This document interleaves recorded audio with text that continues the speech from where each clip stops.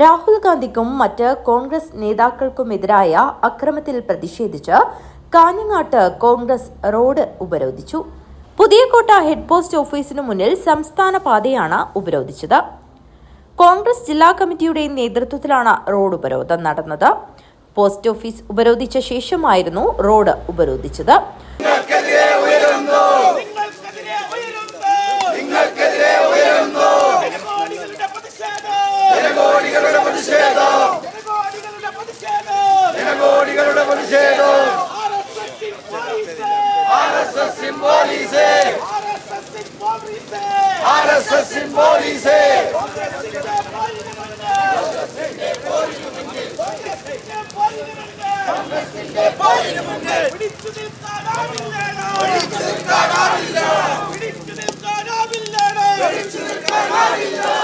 നരേന്ദ്രമോദി ജനാധിപത്യത്തെയും മതേതരത്വത്തെയും കശാപ്പ് ചെയ്യുന്ന ഗവൺമെന്റായി മാറി.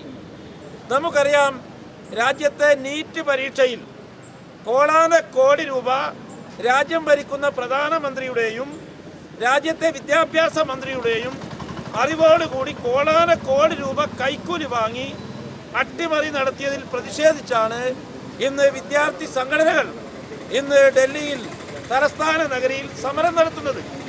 ആ സമരത്തെ കണ്ടില്ലെന്ന് നടിക്കുന്നു. വിദ്യാർത്ഥികളുടെ ആവശ്യമെന്ന് പറയുന്നത് നീറ്റ് പരീക്ഷ അട്ടിമറിച്ച കേന്ദ്ര വിദ്യാഭ്യാസ മന്ത്രി രാജിവെക്കണമെന്നാണ്.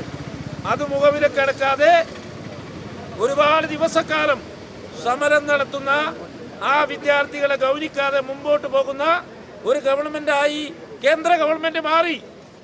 ആ വിദ്യാർത്ഥികൾക്ക് നേരെ ഇന്നലെ കേന്ദ്ര സേനയും ഡൽഹി പോലീസും നരനായാട്ട് നടത്തി ആ വിദ്യാർത്ഥി സമരത്തെ അടിച്ചൊതുക്കാൻ ശ്രമിച്ചു.